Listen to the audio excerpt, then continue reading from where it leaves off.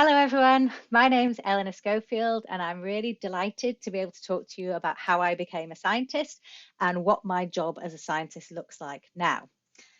So, I started where you are now at St. Peter and Paul's in Eden. There it is on the map of the UK, and there you are there now. Um, it looked a little bit different then. I found a photo online. So this is what it looked like when I went to school there back in the 80s and early 90s. I also managed to dig out an old school photo. So here I am in the photo. And there's a photo of me there. Some of you probably will be able to spot your parents in that photo, but I'll leave it a second longer so you can have a little look. So I was then in year three. I really enjoyed my time at St. Peter and Paul's. I liked lots of different subjects. I really enjoyed maths, but then I also really enjoyed art subjects as well when we got to do projects and create things and use our imagination. So I really liked a good mixture of things. After St. Peter and Paul's, I went on to St. Mary's in Menston, where I'm sure some of you will go to. There I am on this photo. Again, I really liked lots of different subjects. Towards the end of my time there, so this photo is at the end of my time there, I did do more maths and science, but after being there, I really wanted to find something that would let me do some of the science, but also some other subjects as well, and definitely still have something where I got to use my imagination and be creative. So after finishing at St. Mary's, I left Yorkshire and went all the way down to London to a place called Imperial College. Here's a picture of it here. This rather grand looking building, which if any of you have been to London before, this is just across the road from the Albert Hall in South Kensington. So quite a change coming down to a big building like this. The subject I did there was material science. Now, this might be something that you haven't heard of, but I am going to convince you that material science is all around you and that you use it and interact with it every day. And I'm going to give you some examples for that. So, starting off with a window. Obviously, you have to select a material to use for the window. So, you wouldn't want to use bricks, would you? Because you won't be able to see through it. But equally, there's other materials which are see-through, like something like a Ziploc bag or cling film, but they're not very rigid. Maybe you'll see somebody sometimes fix their car window temporarily with it, but it's not very good permanently. You need something really solid. So that's why we use glass for that. So that's one example of where we use material science. Another is on an aeroplane. So it's really important with an aeroplane that the material is light enough that it can take off, stay in the air, land, but also that it's strong enough to withstand different temperatures, different forces on it. So again, it's really important then that the right materials are chosen. Another example, probably all of you have got some form of waterproof coat, and it's the material, the properties of the material that make it waterproof, that don't allow the water to get through. And if you were crazy enough as this man, you could pour a cup of water over your head and you won't get wet. But I am not suggesting you do that. If you did, I might get in trouble with your teachers and parents. But in principle, if you wanted to do that, if you were wearing a good waterproof coat, none of the water would get through, and that's because it's a special material that's stopping the water getting in. And then my last example of many that I could choose is of a pan. So a saucepan, pots and pans, they're made of materials that allow whatever heat you're using, whether it's electric or gas, it lets that heat get up in and warm your food so you can have your breakfast, lunch and dinner. But it really is in everything around you. It's really important. So I started learning all about different materials and different properties they have and why we use and select different materials. The other thing I started to learn about there was X-rays. Now, again, this is something else that you may have heard the word before, or you might not, but I'm going to give you a couple of examples which I think will make you connect to it and know what X-rays are, or at least have heard of them before. So some of you may have been unfortunate enough to break a bone. This is an X-ray of a broken leg, which sadly I have been unlucky enough to do. This actually was before I even came to St. Peter and Paul's. I'm just about 4, I think, at this point. And I fell down the stairs and broke my leg. And this is me looking very unhappy with that because it was in the summer. It was a very hot summer. And that was a very big pot that I had on my leg for about 6 weeks. So that's a bit of an unfortunate example of an X-ray, but the beauty of the X-ray is that whilst they couldn't see from the outside that my leg was broken, they could take an X-ray and then they could see that there was a fracture there and that it needed a little bit of help to get better. So that's, hopefully most of you have not had that experience. Another more happy experience some of you may have had is going on holiday. So this is me looking much happier. This is in Spain, I think, when I was about 3. Now to get there, we went on an aeroplane, our friendly aeroplane again. Now, if any of you have done this before, you'll remember that when you get there, you have to go through security. Now, what they want to do here is look at what's inside your bag, but obviously they can't open everybody's case and go through it because it would just take too long. So they use X-rays to have a good look inside so they can see, someone's water bottle, their flip-flops, and they can have a quick check what's in there. So what X-rays enable you to do is have a good look inside a material and basically look at it in a way that you can't do with just your eyes. So for material science, this is really important.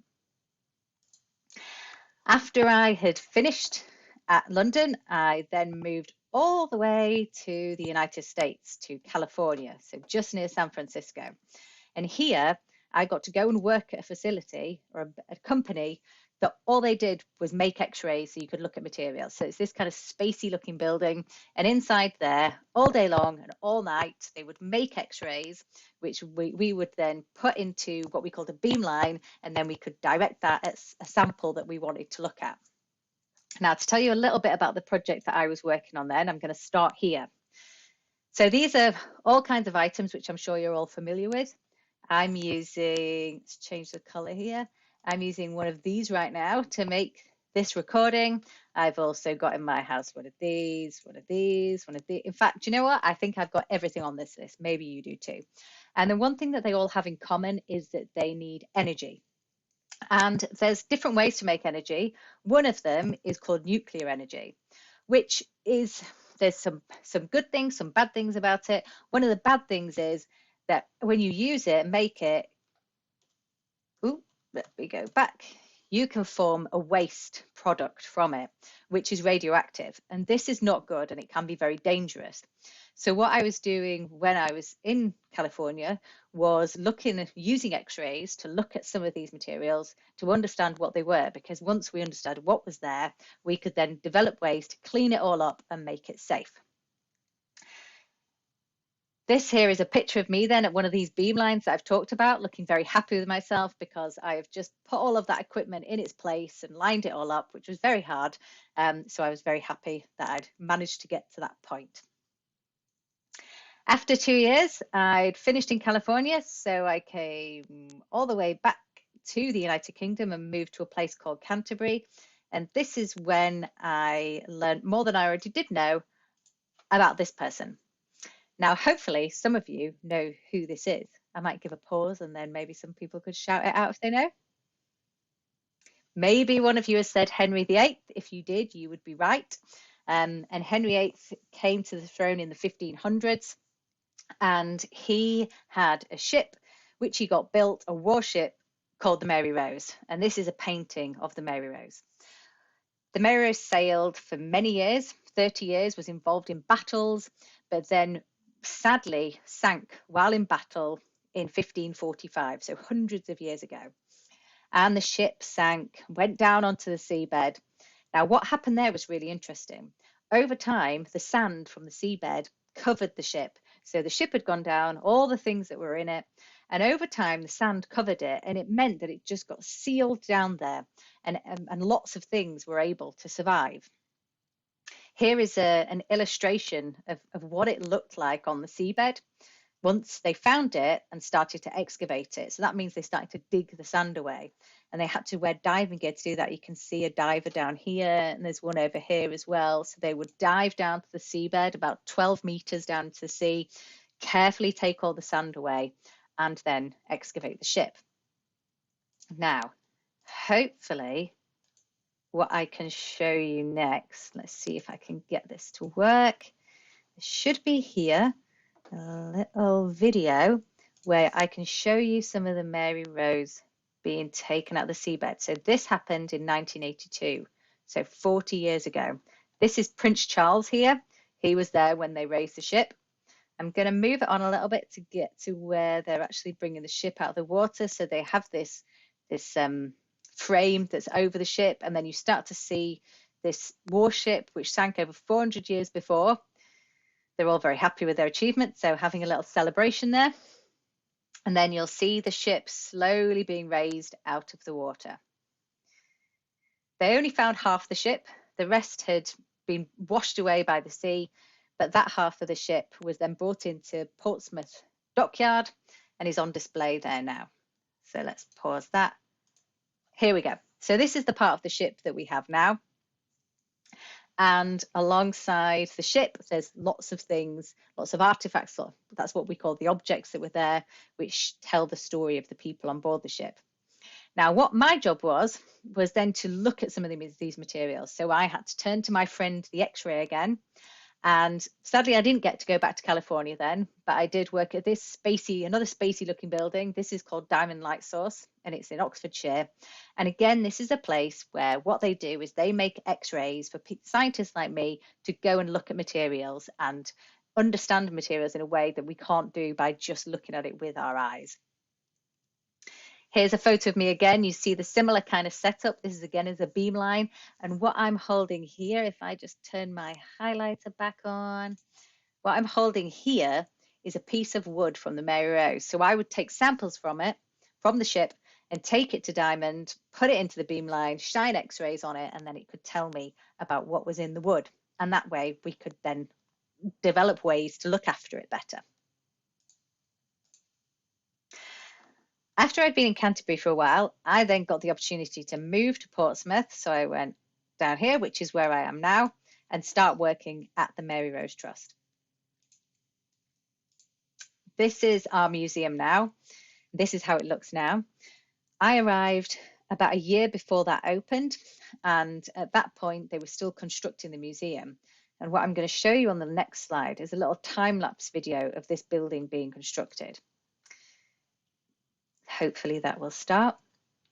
So we put a camera and took an image every so often. This white building here is where the Mary Rose was. It's on the naval base in Portsmouth, so you'll immediately spot a few things. These ships keep popping up in the background. These are current vessels of the Royal Navy, ships of the Royal Navy. You see everything keeps moving up and down. That's the tide. So this is Portsmouth Harbour. So as the tide is coming in and out, the ships go up and down. You'll see that this building has started to change. And this is as we're getting rid of the old building, and then eventually we start constructing a new one around. Lots of different work going on. And at the same time as this was all happening, we were still doing work on the ship. And this is called conservation work. And this is how we talk about work where we're looking after these old materials and making sure that they're safe for years to come. So if I move that on a little bit, eventually you'll see the museum and it'll look like it did in that picture before. Now, I mentioned before that there was also objects raised with the ship. There was actually over 19,000 objects, and there's a whole huge range of them. So there's things like this huge cannon and carriage, different types of those, the actual cannon, so the shot, there's stone and metal shot that would have been fired through them at the enemy. There's clothes, there's bowls, there's cooking equipment. There's also the ship's dog here, the skeleton of the ship's dog. He would have been the rat catcher on board. There's also really personal objects like this comb here. Now, I don't know about you, but definitely when I was young, I had to have one of these combs pulled through my head because I unfortunately had nits. Now, what you can see here is this is a knit comb from over 400 years ago. And in the middle there, they are knits that are that old. They're not alive anymore because obviously it's hundreds of years old, but they are still lodged there.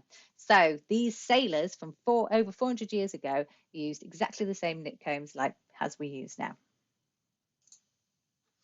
So my job now, I've got to do lots of different things at the Mary Rose. Here I am in some safety gear to go on the ship and have an inspection of it to do some of our conservation work that I talked about. So I've got boots and overalls and a high-vis jacket, a helmet. On the right-hand side there I am actually stood on the decks on the ship. The other thing I've got to do is work from a crane. So we try not to walk on the ship when we don't have to. So that involves using a crane and getting in this basket. Another thing we have to do is clean the ship every so often. It isn't it has to be dusted like everything else. And so here I am with a Hoover. You can see here, let me try and highlight it. This is a little backpack. So we go in there like a ghost, look a bit like a Ghostbuster, with our Hoover to go all around the ship and get rid of any of the dust that's there. On the next slide, I'm going to show you a little bit of what that looks like. So you got a little glimpse of my colleague David there. He's driving the crane and I'm in the basket. And as this progresses, you'll start to see me moving upwards. So that's the floor, that's the little basket that I'm in. And we use this then to have a look at the ship, to clean it, sometimes to take measurements to see how things have moved. And then it should span around now and you'll see the kind of length of the ship. So you get some brilliant views of the ship when you're up in this. Something that I never thought I would do is riding in a crane basket, and there's me looking very happy at the end. I still go and use x-rays to understand these materials. I showed you before a photo of me with a piece of wood. This here is with a piece of iron. So these are cannonballs which would have been shot through those cannons that I showed you earlier. This is some of the team that I've got to work with at Diamond Light Source. There's also lots of other things that I've got to do with my life as a scientist, and that's been telling people about what we do, telling them about the Mary Rose, telling them about all the different materials we have and all the different stories we can get from them. So here I am doing a radio interview in Portsmouth. I've also had a couple of times of being on the news. This was usually when something important was happening in the ship, when maybe we were changing the conservation we were doing, or when we opened our new museum. So I got to go on and tell everybody about what we were doing and why it was important and why they should come and visit our museum. I've also got to meet a couple of famous people. So this is Camilla, Duchess of Cornwall. Now, it doesn't look like I'm in this photo, but I'm going to show you. If you look in the reflection there, that is me. So thanks for the reflection. Thanks to the glass and the wonderful properties it has. You can see that I'm in that photo with Camilla. And then somebody else, some of you might recognize straight away. This is more recently. I got to meet Hugh Bonneville. He came in to help us with a national lottery campaign. For those of you who think you might recognize him, but you're not sure where he's from, maybe if I put that there, that might jog your memory. You may have seen him in Paddington. I've also got to go all around the world talking about what we do to different people. This particular picture is of me in the Royal Society of Chemistry in London, which is this beautiful old building with lots of history about chemistry. And I got to talk about all the different materials we work on. And so, yeah, the last thing I was going to show you along those lines of being able to get to travel. Here's just some of the different countries that I've been able to go to as a scientist, which has been so enjoyable. So I've really enjoyed being able to share with you some of my journey as a scientist. It's been a really exciting adventure. I've got to go to some brilliant places and meet some really interesting people. And I hope hearing about this, it's made you just a little bit curious to know what your life as a scientist could be. Thank you so much for listening. It's been brilliant speaking with you. Goodbye.